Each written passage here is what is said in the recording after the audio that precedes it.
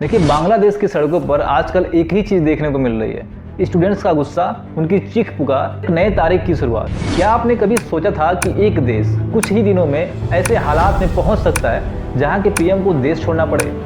शुरुआत हुई 5 जून 2024 को, जब हाई कोर्ट ने बांग्लादेश सिविल सर्विसेज में कोटा सिस्टम को फिर से वापस लाया।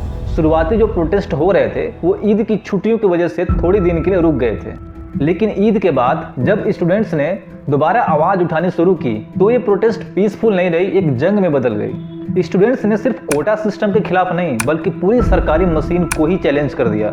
रोड, हाईवेज, रेलवे सिस्टम सब कुछ ब्लॉक कर दिया गया। सरकार ने पुलिस के साथ साथ आर्मी को भी स्टूडेंट के सामने ला खड़ा किया। फिर शुरू हुई एक लड़ाई जो दुनिया ने पहले कभी नहीं देखी थी। इस जंग में 20 से भी ज्यादा स्टूडेंट्स मारे गए, हजारों जख्मी हुए और बहुत सारों को अरेस्ट कर लिया गया। इस जंग ने या फिर इस प्रोटेस्ट ने बांग्लादेश को $2 बिलियन से भी ज्यादा का नुकसान पहुंचाया। ये सिर्फ नुकसान का हिसाब नहीं था, ये था लोगों की ताकत का प्रदर्शन। ये सब कुछ देखते ही देखते स्टूडेंट्स की तारीख बदल गई और प्राइम मिनिस्टर शेख हसीना को देश छोड़कर भागना पड़ गया। ये सब कुछ हुआ क्योंकि एक फैसला था जिसे स्टूडेंट्स ने अपने हक के खिलाफ माना। देखिए, बांग्लादेश में अवामी लीग पार्टी की गवर्नमेंट है और इसी पार्टी का एक स्टूडेंट विंग है जिसे छात्र लीग भी कहा जाता है।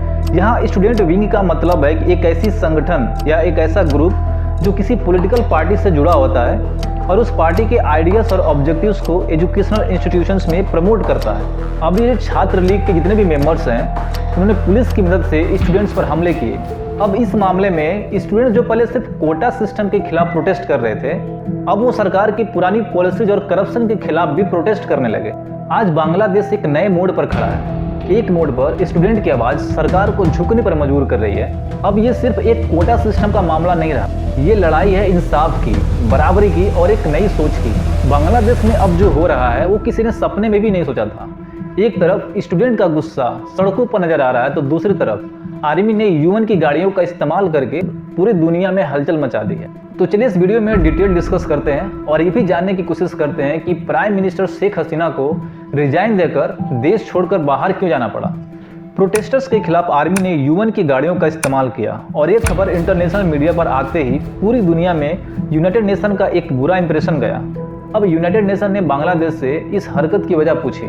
अब मालूम पड़ा कि कुछ गाड़ियां रेंट पर दी गई थी, लेकिन गाड़ियों पे जो लोगो था वो नहीं हटाया गया था। अब ये कंफ्यूजन ही काफी था गुस्सा दिलाने के लिए।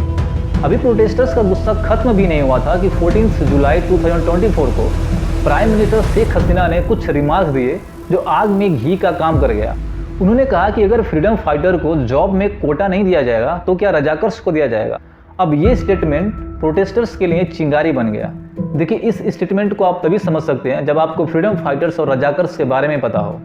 अब चलिए सबसे पहले हम रजाकर्स के बारे में समझते हैं। देखिए, रजाकर्स एक हिस्टोरिकल टर्म्स है जो असल में हैदराबाद के प्रिंसली स्टेट में एक वॉलंटरी मिलिट्री को रेफर करता है जो निजाम की आर्मी का पार्ट और 1947 से 48 के पीरियड में ऑपरेशन पोलो के दौरान भारत के खिलाफ लड़ाई में शामिल था। ये टर्म उर्दू पर्शियन वर्ड रजाकर से निकला है जिसका मतलब होता है वॉलंटियर या वॉलंटरी सोल्जर। अगर हम बांग्लादेश के कॉन्टेक्स्ट में बात करें तो रजाकर्स उन लोकल कोलिब्रेटर्स को रेफर करता है जो 1971 के बांग्लादेश लिबरलाइजेशन वॉर के दौरान पाकिस्तान आर्मी के साथ मिलकर बांग्लादेशी फ्रीडम फाइटर्स और सिविलियंस के खिलाफ लड़ाई में शामिल हुए थे। इनका रोल बहुत कंट्रोवर्शियल था क्योंकि इन पर इंट्रोसिटीज और वॉर क्राइम्स का इल्जाम लगा था, जैसे मास किलिंग, रेप्स और भी अदर ह्यूमन राइट्स वायलेशंस। देखिए, 1971 से पहले बांग्लादेश पाकिस्तान का हिस्सा था जिसे ईस्ट पाकिस्तान कहते थे, और जबकि आज के पाकिस्तान को वेस्ट पाकिस्तान बोला जाता है।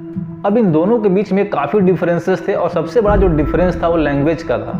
देखिए, ईस्ट पाकिस्तान यानी कि आज का बांग्लादेश, जिसमें शेख मुजीबुर रहमान की लीग पार्टी का काफी पकड़ था, और वेस्ट पाकिस्तान में मुख्तलिफ पॉलिटिकल पार्टी थी। उस वक्त पाकिस्तान में मैरिटियल लॉ और जनरल यहाँ खान, जो उस वक्त चीफ मैरिटियल लॉ एडवाइजर थे, उनकी जिम्मेदारी थी इलेक्शंस को करवाना। इन इलेक्शंस में अवामी लीग ने ईस्ट पाकिस्तान की 169 सीट में से 167 सीट जीत ली थी, यानी कि नेशनल असेंबली में उनकी मेजोरिटी थी। देखिए, अवामी लीग की जीत के बावजूद उस वक्त मिलिट्री लीडरशिप ये नहीं चाहती थी कि ईस्ट पाकिस्तान की पार्टी पाकिस्तान पर हुकूमत करे, और इसी वजह से ईस्ट पाकिस्तान ने अलग होने की मांग की और बाद में वो बांग्लादेश का रूप ले लिया।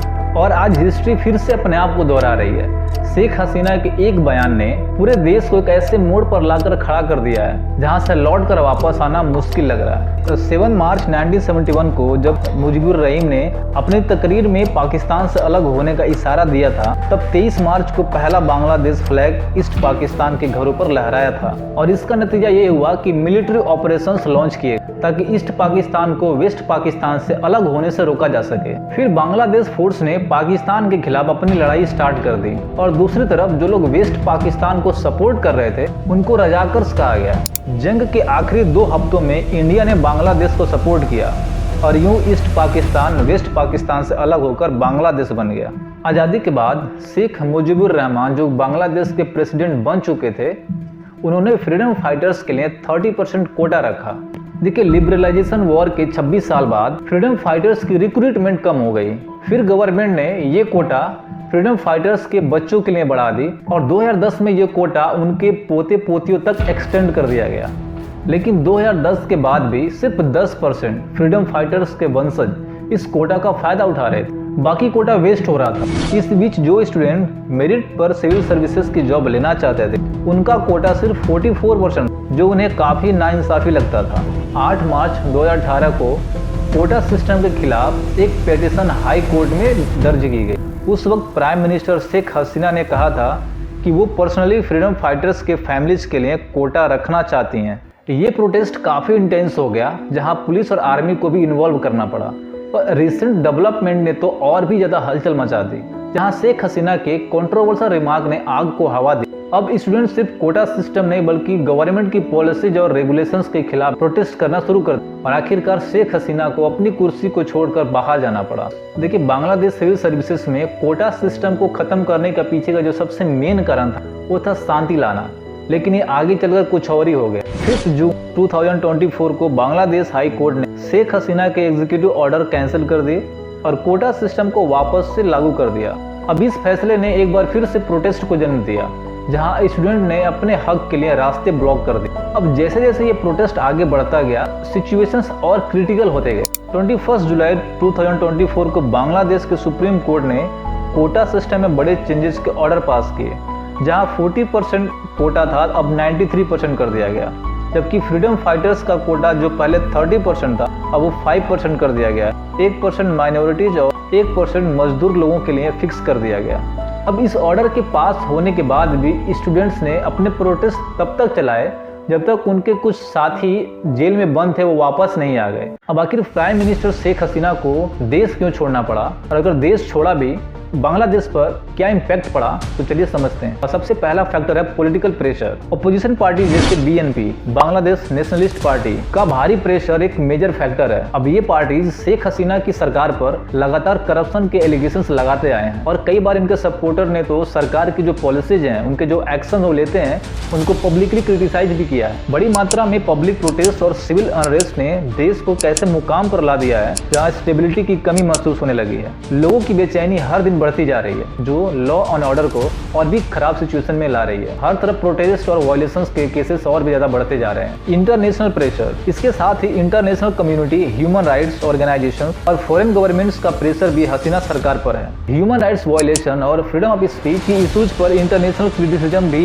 बड़ा कारण है जो हसीना को रिजाइन और देश छोड़ने पर मजबूर कर रहा है। अब इससे बांग्लादेश पर इम्पैक्ट क्या पड़ा? देखिए, शेख हसीना के रिजाइन करने से सीधा इम्पैक्ट बांग्लादेश के पॉलिटिकल पार्टीज पर पड़ रहा है। देश में पॉलिटिकल इनस्टेबिलिटी और अनसर्टेनिटी बढ़ गई है। इकोनॉमिक इंपैक्ट भी देखा जा सकता है, जहां इन्वेस्टमेंट और बिजनेस जो कि इकोनॉमिक ग्रोथ में नेगेटिवली इफेक्ट कर रहा है। बांग्लादेश के इंटरनेशनल रिलेशंस और फॉरेन पॉलिसी भी इस क्राइसिस से इफेक्ट हो रही है। तो आज की वीडियो में बस इतना ही। आशा करता हूँ कि वीडियो आपको बहुत पसंद आई हो। वीडियो को लाइक और चैनल को सब्सक्राइब कर सकते। मिलते हैं नेक्स्ट वीडियो में, तब तक के लिए धन्यवाद।